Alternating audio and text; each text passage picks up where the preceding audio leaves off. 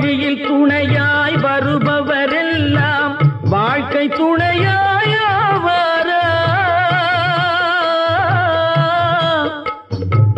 வழியில் துணையாய் வருபவரெல்லாம் வாழ்க்கை துணையாயாவாரா? பாசத்தோடு அருகில் இருந்து பணிகள் யாவும் செய்வாரா? பாசத்தோடு அருகில் இருந்து பணிகள் யாவும் செய்வாரா? நடந்து வந்த பாதையிலே நாலு வழியும் பார்த்து வந்தேன். நல்லது கெட்டது புரியவில்லை, நல்லவரெல்லாம் வாழ்வதில்லை. நடந்து வந்த பாதையிலே